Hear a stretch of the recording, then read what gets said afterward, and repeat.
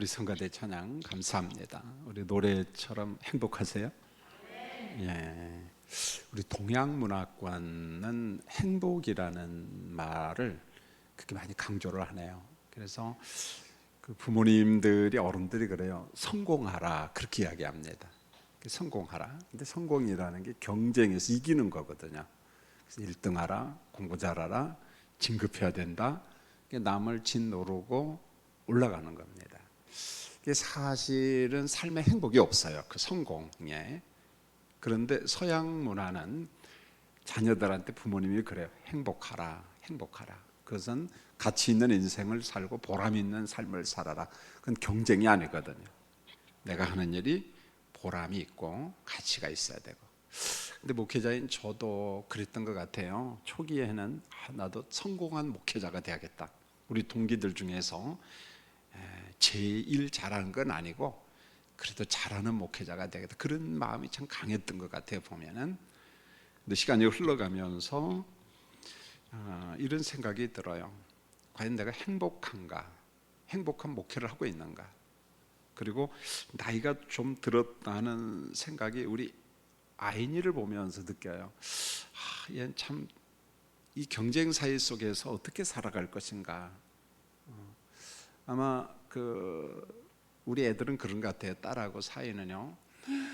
넌 의사가 되라. 막 그래요. 그래서 골치 아프다. 그냥 본인이 좋은 거 하면은 좋겠다. 이 경쟁 사회 속에서 성공을 이야기하는 부모의 이야기를 들으면서 난 측은한 생각이 들어요. 행복했으면 좋겠는데. 근데 마침 우리 성가대가 행복이라고 하는 찬양을 하니까 묻고 싶었어요. 여러분 행복하시기 바랍니다. 우리도 행복하셔야 돼요.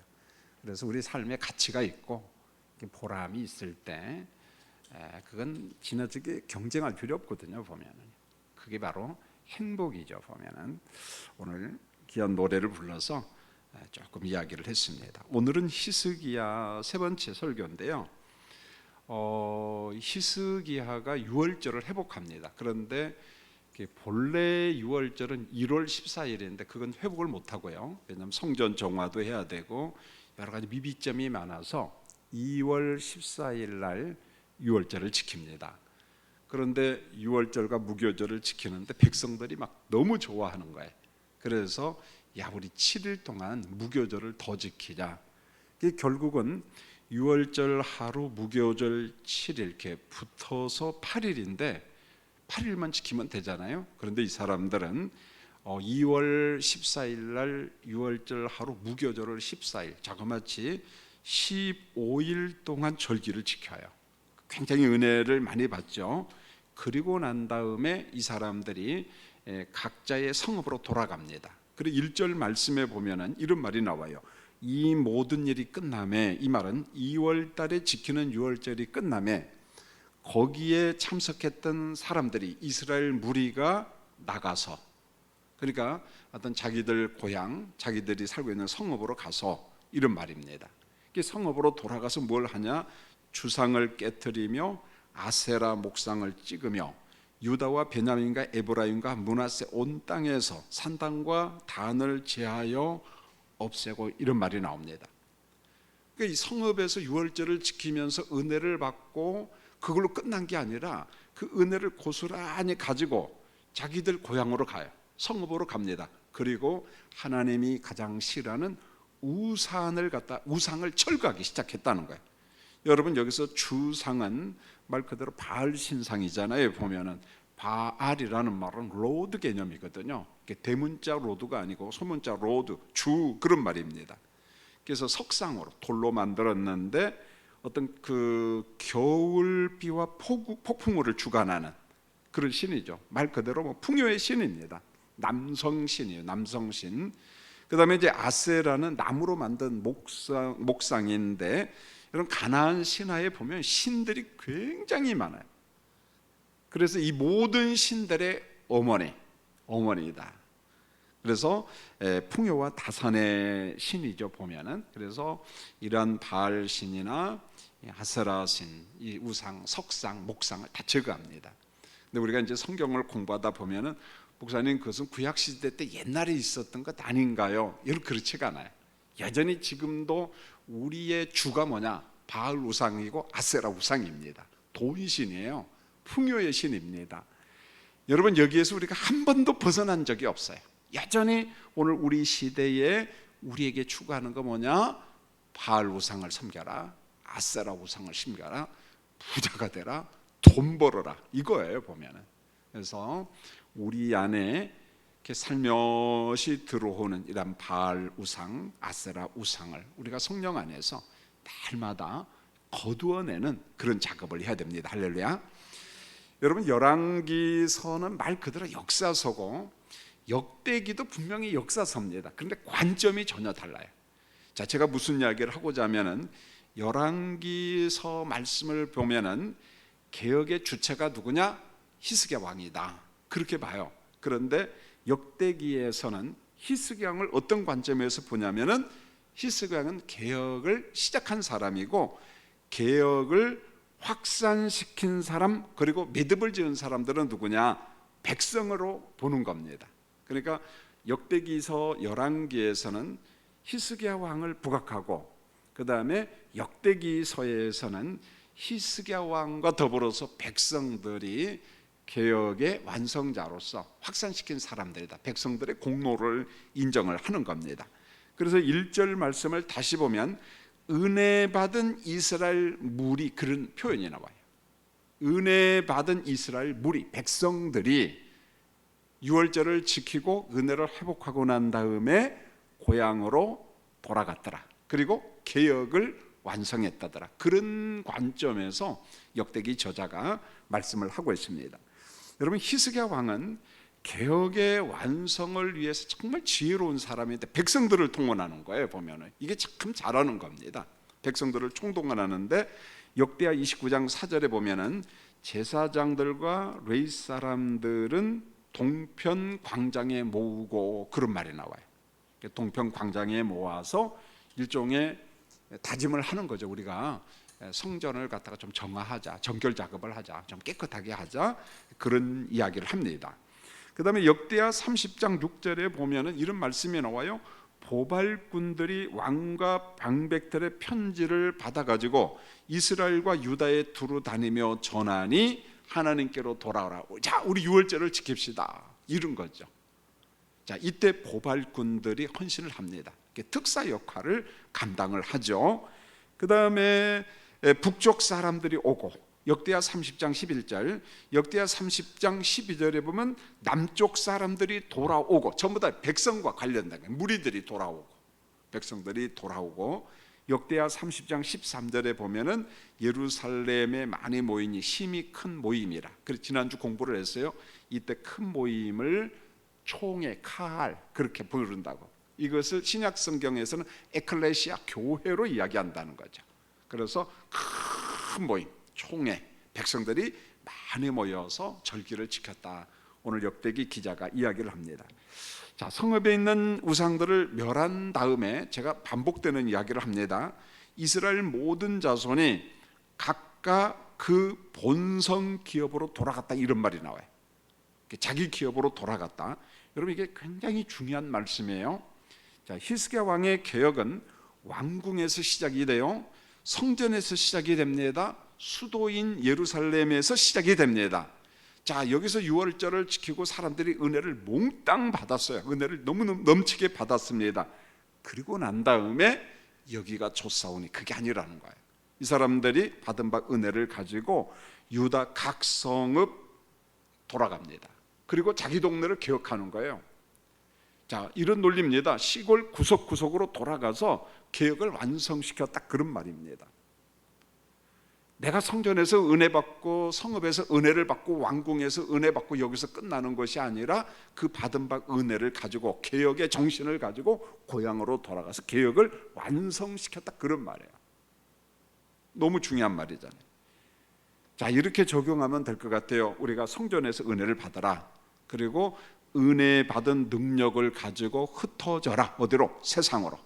그리고 그 세상에 가서 우상을 파괴하라, 악습을 버려라, 그리고 고향으로 돌아가라. 교회에서 은혜 받은 그것을 가지고 가정과 일터로 돌아가라, 그런 말이에요. 여러분 종종 이런 말을 들어봤을 거예요. 모이는 교회, 그 다음에 뭐겠어요? 흩어지는 교회. 자, 예배당에 와서 모여서 하나님의 은혜를 받고 받은 바 은혜를 가지고 우리는 다시금 어디로 가야 돼요? 세상으로 가야 됩니다. 여러분 직장으로 가야 되고 일터로 가야 된다. 여러분 이게 우리 한국교회 초대교회가 의외로 잘 됐어요. 그래서 사경회나 부흥 집회를 하면은 사람들이 모였어요. 은혜를 받았습니다. 그리고 회심을 했어요. 회개했습니다. 그것을 고스란히 가지고 자기 가정으로 돌아갔어요. 동네로 갔어요. 일터로 갔어요. 그런데 언제부턴가 이게 한국교회에서 없어지기 시작했어요. 언제부터인 줄 아세요? 교회가 성장하고 난 다음부터, 교회가 크고 난 다음부터 감동이 없어졌다는 거예요. 보면 참 안타까움이죠. 보면은요. 여러분 오늘도 우리가 예배 드릴 때 은혜를 받고 교회에서 은혜를 받고 받은 바 그 은혜를 가지고 여러분의 일터로 돌아가야 돼요. 가정으로 돌아가야 됩니다. 그곳에서 빛과 소금의 역할을 감당해야 돼요. 성령의 9가지 열매를 맺어야 됩니다. 십계명의 삶을 살아야 된다는 거예요. 하나님을 사랑하고 이웃을 사랑하라. 우리가 해야 될 일이 그거라는 거예요. 자, 2절을 보면은 히스기야 왕이 이제 잘한 게 쭉 나오는데 제사장들과 레이지파 사람들의 반차를 정하고 반열을 정하고 그 직임을 행하게 했습니다. 이게 왜 중요하냐면은 아버지 아하스 왕 때 이게 다 무너졌잖아요. 16년 동안 성전문을 닫아버리고 우상 숭배했거든요. 보면은 다메섹 신을 섬기고, 그러니까 하나님 보시기에 엉망진창이었어요. 여러분 그것을 본 아들로서 히스기야 왕은 얼마나 답답했겠어요. 자기 아버지가 그러니까. 그런데 아버지가 죽고 아들이 왕이 되었습니다. 가장 먼저 하나님이 기뻐하시는 직임을 하나씩 하나씩 회복하는데 그게 뭐냐? 제사장들과 레이지파 사람들의 반열, 반차를 따라서 직임을 감당할 수 있는 일을 회복했다는 말입니다. 성전 제사의 순번을 회복했어요. 여러분 제사장들도 시도 때도 없이 막 그렇게 하는 게 아니잖아요. 반열, 반차를 정해서 오늘은 1번, 다음에는 2번, 다음에는 3번, 그 순번대로 했습니다. 여러분 레이지파 사람도 마찬가지잖아요. 그 계보에 따라서 성전에서 섬기는 일을 하고 성전에서 찬양하는 일, 이 모든 것을 히스기야 왕이 회복했다는 거예요. 질서를 회복한 거예요. 성전 예배를 회복했어요. 여러분 히스기야의 종교개혁은 바로 이런 겁니다. 하나님이 기뻐하시는 예배를 회복하고 직임을 회복하고 제사장과 레위지파가 해야 될 일이 무엇인가, 이것을 회복했다는 거예요. 또 한 가지 3절을 보면은 히스기야 왕이 드림의 본을 보입니다. 자, 이 드림이라는 게 뭐냐면은 왕의 재산 중에 얼마를, 이때 얼마나 필요한 만큼을, 그런 말입니다. 여호와의 율법에 기록된 대로 번제를 드리도록. 그래서 조석 번제죠. 아침 번제, 저녁 번제, 상 번제를 드리고 안식일과 초하루 절기에 번제를 드리도록 필요한 예물을 왕이 자기 재산 중에 얼마를 드렸어요. 필요한 만큼을 드렸습니다. 이게 무슨 말입니까? 무너진 예배가 회복됐다는 거예요. 자, 백성들 차원에서는 아직은 준비가 덜 돼 있어요. 자, 이때 히스기야 왕이 먼저 왕의 재산을 갖다 드리는 거예요. 그러면서 번제를 회복하고 안식일을 회복하고 그 다음에 초하루 절기를 회복하고 이 모든 것을 회복하는데 누가 앞장서느냐? 히스기야 왕이 앞장섰다는 거예요. 이게 히스기야 왕의 종교개혁이에요. 여러분 이뿐만 아니라 4절에 보면은 또 예루살렘에 거한 백성들에게 명하여 제사장과 레위 사람들의 몫의 음식을 주어 여호와의 율법을 힘쓰게 하라. 이게 참 중요한 거예요. 역대기에서 왜 이 말씀을 강조하냐면 바벨론 포로에서 돌아온 사람들에게 귀감된 인물로 히스기야 왕을 이야기하잖아요. 성전 예배가 무너졌잖아요. 자, 이와 같은 환경 속에 있을 때 왜 우리의 성전 예배가 무너지고 우리 국가가 왜 무너졌는가, 그 이유를 압니다. 히스기야 왕은. 그게 뭐냐? 예배가 무너졌어요. 예배가 왜 무너졌어요? 11조 생활을 안 했거든요. 그러니까 11조를 생계 삼아 사는 레위지파 제사장들 먹거리가 없는 거예요. 그 성전을 떠나버렸습니다. 여러분 11조는 성전에서 일하는 제사장과 레위 지파의 먹거리였어요. 양식이었어요. 생계였습니다. 생계 위협을 받을 때마다 제사장과 레위 지파가 성전을 떠나가 버려요. 어김없이 역사 속에서 이게 반복해서 나타납니다. 그러면은 성전 예배가 무너졌을 때 바로 이어서 뭐가 나와? 국가가 무너졌어요. 국가가 타락했습니다. 이게 역사예요. 자, 이런 역사적인 사실을 알고 있는 히스기야는 제사장과 레위 지파에게 정한 몫을, 사실 먹거리입니다. 정한 양식을 줘라. 특별히 예루살렘 성읍 사람들에게 이야기를 하죠. 이것은 성전 예배를 회복하자는 거예요. 나라를 회복하자는 거예요. 나라를 지키자는 거예요. 이 말씀이 좀 구체적으로 나온 게 이제 말라기 말씀이잖아요. 자, 우리가 말라기 결혼 설교를 할 때 충분히 제가 설명을 했는데 한 번만 좀 반복합니다. 여러분, 말라기 선지자가 11조를 강조합니다. 요즘 부흥사들이 이야기하는, 목회자들이 이야기하는 그런 돈 개념이 아니에요, 여러분. 그저 막 쥐어짜가지고 돈 좀 거출하려고 하는 그런 마음 아닙니다. 말라기 선지자는 11조 드림을 통해서 무너진 성전 예배를 회복하고 무너진 나라를 회복하자, 이겁니다. 자, 그러면은 성전 예배를 회복하려면 흩어진 성전을 떠난 제사장과 레위 지파가 돌아와야 되잖아요. 그럼 그들에게 가장 필요한 게 뭐겠어요? 생계 문제잖아요. 먹거리 문제잖아요.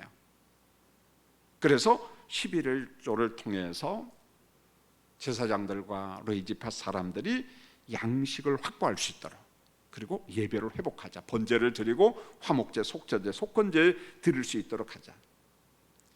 이게 곧 단순히 예배 회복이 아니라 이게 곧 국가 회복이에요. 나라 회복이라는 거예요. 자, 이때 말라기 선지자가 강력하게 이야기한 게 성전 회복이 곧 국가 회복이기 때문에 11조를 강조할 때 이렇게 말하는 겁니다. 하나님의 11조를 도둑질하지 말라, 그렇게 말하는 거예요. 하나님의 11조를 도둑지 말라 하니까 요즘에 일부가 적용하면서 남들을 정죄하고 판단하기 위해서 그 말을 하는데 그 말이 아니라는 거예요. 물론 오늘도 우리가 제대로 헌금을 해야지요, 바른 질서를 따라서. 그러나 말라기와 히스기야 왕이 강조하는 개념은 그런 게 개념이 아니고, 무너진 예배를 회복하고 성전 예배를 회복하고 비로소 국가를 회복하자, 그런 말입니다. 이 나라를 회복해야 되지 않겠느냐, 그걸 강조하기 위해서 하나님의 11조를 도둑질하지 말라, 그런 말이에요. 자, 5절에 보면은 모든 소산의 처음 것과 11조를 드렸습니다. 6절입니다. 소와 양의 11조를 드렸어요.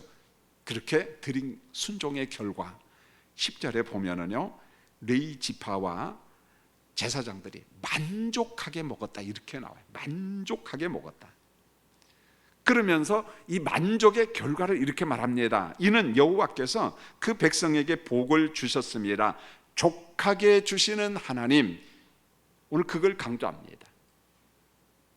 자, 이들이 11조 생활을 할 수 있도록 하나님께서 풍족한 복을 주셨다는 거예요. 제사장과 레위 지파 사람들도 만족스럽게 먹었고 만족스럽게 남았어. 더미를 이루었어요. 전 이렇게 보고 싶어요. 히스기야 왕은요, 개혁을 하기 위해서 이제 율법을 가지고 옵니다. 하나님의 말씀을 가지고 오죠. 자, 말씀이라고 하는 칼을 가지고 나라에 골마 터진 것, 염증이 생기고 이 썩어가는 부분을 도려내기 시작하는 거예요. 하나님의 말씀을 가지고. 여러분, 이게 양보하지 않습니다. 어느 때는 특별법을 만들어서 하나님의 허용을 받아내요. 보면 하나님께서 인정을 합니다. 허용을 합니다. 제2의 유월절을 지켜라. 그것도 사실은 불법인데 이 특별한 상황 속에서 하나님이 인정하잖아요. 자, 이런 개혁을 하기도 해요. 여러분, 우리 손에 칼이 있다고 생각해 보세요. 이 잘 드는 칼이 외과 의사 손에 있으면은 어떤 일을 합니까? 죽어가는 환자를 살려내요. 그런데 이 칼이, 예리한 칼이 악한 사람의 손에 있으면 어떻게 됩니까? 살인의 도구예요. 칼이 누구에게 있느냐, 개혁이 누구에게 있느냐, 양면성이 있다는 거예요. 선한 사람이 개혁의 칼을 잡으면 개혁을 하면은 멋진 결과가 나와요. 근데 악한 사람이 개혁한다고 하면은 자기 정권 유지하기 위해서 못된 짓 한다는 거예요. 보면은요. 칼 이야기를 하니까, 의사 이야기를 하니까, 제가 최근에 그런 책을 읽었어요. 참 저는 오늘 새벽에도 눈물을 막 흘렸습니다. 한 새벽에 어제 밤 늦게까지 읽다가 조금 못 읽어서 이게 잠이 안 와요. 읽어버려야겠다. 근데 너무 감동이 되는데 제가 책 한 권 소개하려고 합니다. 1977년생인데 젊은 사람이에요. 미국에서 신경외과 의사인데, 이분이 보니까 스탠포드 대학에서 학부 때 영문학과 생물학을 공부를 하고 석사학위를 영문학을 또 받아요. 그리고 많은 도전을 받다가 스탠포드 의학 전문 대학원에 가서 의사가 됩니다. 신경외과 의사가 돼요. 보면. 자, 이름이 폴 칼리니티라고 하는 사람인데, 어머니가 인도 사람이고 아버지는 이제 미국 사람입니다. 어머니는 힌두교인이었고 아버지는 기독교인이었는데 예수 믿고 기독교인이 돼요. 그의 자녀로 태어납니다. 그런데 이 폴이라고 하는 사람이 36살에 폐암으로 죽어요. 자, 그 책에 보니까 의사로서 환자로서 글을 남겨요. 어느 정도냐? 폐암 환자인데 항암 치료를 받으면서 약간 회복이 되니까 이분이 자기 본업으로 돌아갑니다. 그래서 뇌 수술을 하고 합니다. 그러다가 암이 더 퍼지니까 이제 못하죠. 또 보면. 그래서 다시 투병 생활을 하는데, 의사이자 환자로서 폐암 치료를 받으면서, 그리고 조금 건강이 회복될 때는 신경외과 의사로서 외과 수술을 하면서, 그리고 본인이 직감을 해요. 내가 오래 살지 못하겠구나. 그리고 죽음과 정면으로 맞닥뜨려요. 그리고 책을 완성하지 못하고 에필로그 끝부분 안에 의사가 정리를 하는데 이런 제목이었어요. When breath become air, 숨결이 바람 될 때. 얼마나 이게 유명하냐면, 제가 뒤에를 보니까 81세 책을 읽었어요. 이게 81편, 81판이죠. 판, 한 판, 두 판, 세 판, 네 판, 이렇게 어마어마한 책이었어요. 그런데 내가 이런 것을 왜 이제 읽었을까 아쉬웠는데, 그런데 이분이 이런 말을 해요. 자, 뇌 수술을 하는 의사로서, 외과 의사죠. 외과 의사로서 이런 고백을 합니다. 외과 의사에게 있어서 도덕성은 기술적인 탁월함을 가지고 환자를 살려내는 것이다. 그러니까 우리가 말하는 도덕성, 어떤 윤리성을 갖다가 고상하게 말하는 게 아니고, 이 사람은 죽어가는 환자들을 보면서 고민을 해요. 굉장히 문학적인 기질이 타고납니다. 왜냐? 문학 석사까지 받은 사람이 정말 탁월한 사람인데, 그 다음 말이 이거였어요. 뇌 수술을 하면서 치료하면서 단 1mm 차이로 비극과 성공이 갈린다. 죽을 수도 있고 살 수도 있다는 거예요. 뇌 수술을 하면서 섬세하게 관리하지 못하면은 칼이 조금만 옆으로 가도 이 사람 비극의 인생이 될 수 있다는 거죠. 그런데 조금만 잘하면 이를 살 수 있다는 거예요. 거기에서 그는 깨달아요. 외과 의사에게 도덕성, 윤리성은 그런 고상한 그게 아니라 탁월한 수술 실력, 기술, 테크닉, 그래서 환자를 살려내야 된다는 거예요. 그러니까 매사 환자를 대할 때 너무너무 정성스럽게 대화해요. 그런데도 그는 말기 폐암으로 죽어가면서 이런 고백을 합니다. 죽음과 불안에 잡힌 환자들에게 깊은 생각 없이 고통스럽죠, 두렵죠, 그게 무의미한 위로였다는 거예요. 내가 막상 죽어가면서 고통이란 걸 뭔가를 비로소 알았고, 죽음이라는 걸 뭔가 비로소 알고, 그리고 많은 후회를 했다. 그리고 죽어가지요. 제가 칼 이야기하다가, 히스기야 개혁 이야기하다가 이분의 글을 보면서 이거다. 김 목사의 도덕성은 뭘까? 목회자로서 윤리성이 뭘까? 외과 의사의 도덕성이 뭘까? 단 1mm만 잘못 아참에 있는 죽을 수가 있고 이상한 사람이 될 수 있는데, 내가 기술과 테크닉을 발휘해서 최고의 실력을 발휘해서 그렇다면 이 사람을 살릴 수도 있다고 하는 거. 이거구나. 여러분의 윤리성이 뭔가요? 성도로서. 여러분이 일반 직장인으로서 회사에 여러분이 가진 윤리성이 뭘까요? 도덕성이 뭘까요? 여러분, 히스기야 왕은요 그랬어요. 하나님의 율법이라고 하는 개혁의 칼을 가지고 어떻게 하면 무너진 나라를 살릴 것인가, 이게 그의 전부였어요. 정리가 안 되니까 자기 재산을 바쳐서 하나님 앞에 번제 드립시다. 백성들에게 내 거 내놔요. 보면 정리가 될 때까지. 그죠? 백성들을 설득하고 백성들을 동원하고 백성들을 개혁의 완성자로 함께 동행하는, 그렇게 해서 나라를 살려냈죠. 멋진 사람이에요. 멋진 사람. 자, 11절로 19절을 보면은 공정한 분배를 위한 책임자 목록이 쫙 나오는데요. 자, 분배할 때 어린아이까지 잊지 말고 양식을, 지성물을 제대로 나눠줘라, 이걸 명령을 합니다. 자, 먼저는 관리 책임자의 성실성이 나오는데, 여러분 11절을 보면 이런 말이 있습니다. 여호와의 전안 방을 예비하라. 여러분, 여기에서 방은 일종의 다락이에요. 다락. 그래서 똑같은 말씀이 열왕기상 6장 5절로 6절에 나오는데, 성소와 지성소 바깥벽 다락에다가 방을 만들어요. 1층, 2층, 3층. 그러니까 하층, 중층, 3층, 상층 이렇게 나오고, 거기에다가 예물, 11조, 자, 구별하여 드린 물건을 잘 저장을 했어요. 관리 책임자들이요, 자기 호주머니 챙기지 않았다는 거예요. 이것은 하나님께 드린 지성물이고 하나님께 드린 11조고 하나님께 드린 예물이기 때문에 일정한 몫은 레위지파에게 주었지만은, 하나님께 예물로 바쳤지만은 잘 저장해 두었어요. 관리를 잘 했습니다. 왕은 관리 책임자와 부책임자를 세우는데, 총책임자는 레위 사람 고냐나, 그리고 부책임자는 그의 동생인 시므이였어요.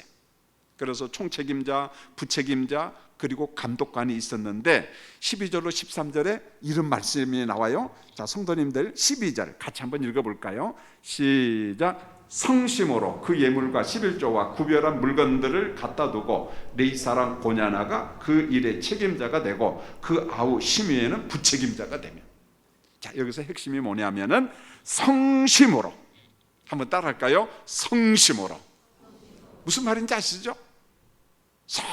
성심으로. 성심으로 자기에게 맡겨진 일을 감당했다는 거예요. 여러분, 여기에서 성심은 충성이에요. 여기에서 충성은 정직입니다. 그런데 이걸 하나님이 기뻐하셨다는 거예요.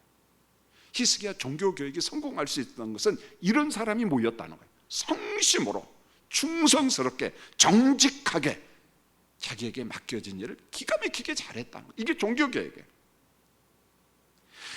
다음으로 공정한 분배 책임자를 세웠는데, 14절로 19절을 읽어보면요, 여러분 내용 형식적이다 보니까 그냥 대충 읽어가는데요, 14절부터 19절까지 매 절마다 나눠주며 계속 나와요. 그런데 적당히 나눠준 것이 아니라 관리도 중요하지만은 분배의 그 중요성, 공정한 분배, 아주 정확하게 그렇게 했다는 거예요.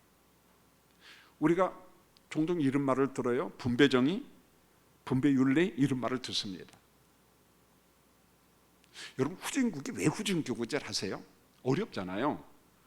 그럼 세계 적십자나 유엔을 통해서 여유 있는 나라가 물자를 도와줍니다. 그러면 이게 백성들한테 갈까요? 50%도 안 갑니다. 윗대가리 사람들이 다 가져가요. 북한이 문제가 뭔 줄 아세요? 1990년대부터야 자그마치 거의 10년 동안요, 농사 안 되죠. 홍수, 가뭄, 먹고 살 수가 없었어요. 한국, 일본, 전 세계가 얼마나 도와줬는지 몰라요. 그런데 이게 백성들한테 제대로 간 줄 아세요? 안 갔습니다, 여러분. 이게 후진국이에요, 후진국이. 그런데 오늘 본문에 등장하는 사람들을 보면은 히스기야와 종교개혁에 동참한 사람들은 분배 정의를 지킨 사람, 아주 공정한 분배를 했어요. 14절에 보니까 레위 사람 임내 아들 고레는 분배 책임자였고 15절을 보면은 고레를 도와서 같이 일한 감독자들이 소개가 됩니다. 그래서 이 분배 감독자들은 처음 익은 곡식, 토지의 소산물, 11조, 기름, 포도주, 거제물, 화목제물은 먼저 하나님께 드리고, 여러분 하나님께 드린다고 해서 하나님께서 그거 다 잡수십니까 여러분요? 다 제사장의 몫이고 레위지파의 몫 아니겠어요? 남은 몫을 제사장들에게 분배하는 일을 했어요. 중요한 것은 분배에도 순서가 있었다는 거예요. 질서가 있었다. 이게 의예요. 의. 우리가 성경을 읽다가 의는 두 가지 의미예요. 하나님의 의, 이것은 구원이에요. 그런데 부수적인 의미는 하나님의 의는 하나님의 뜻, 하나님의 질서, 제자리에 찾는 것. 그래서 내 부모를 공경하라. 이게 의예요.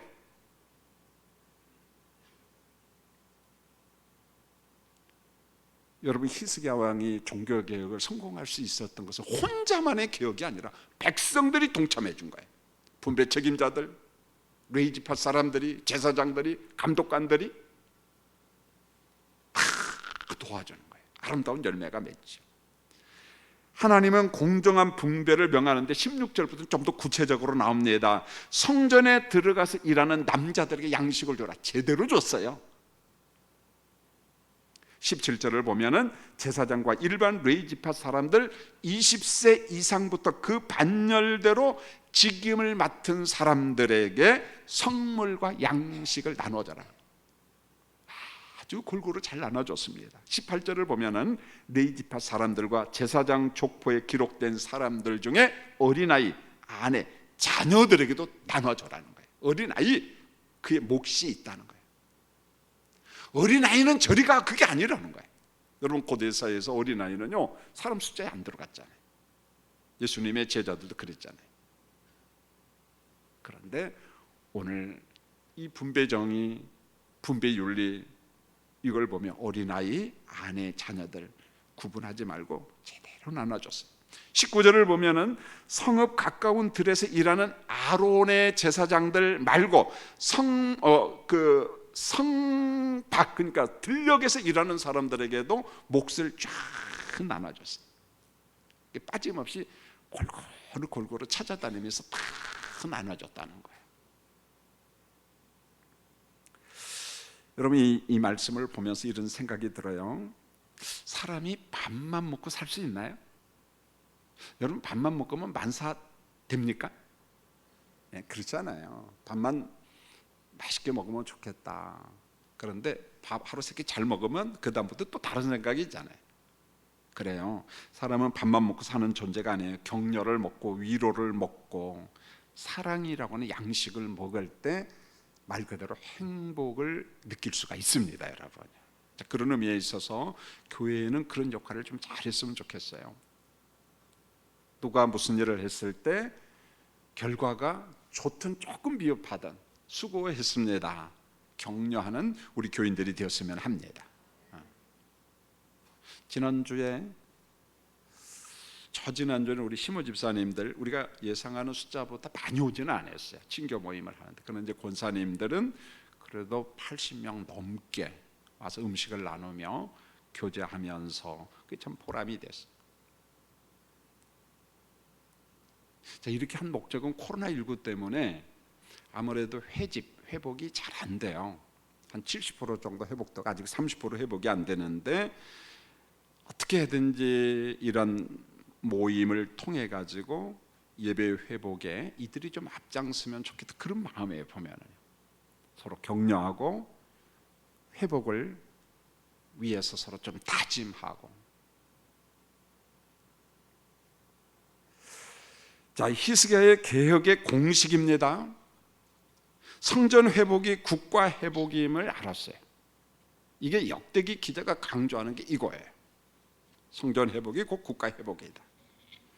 이 20절에 보면은 하나님은 히스기야를 극찬하는데 얼마나 극찬한 줄 아세요? 여러분 같이 한번 20절 읽겠습니다. 20절 시작.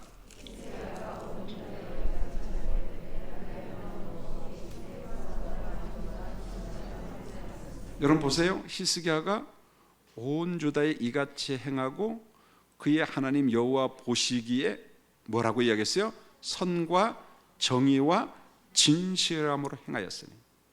전에 여러분 옆에다가 메모한 사람들 있으면은 역대하 14장 2절을 공부를 하면서 아사 왕이 이와 똑같은 칭찬을 받았다는 기억이 날 거예요.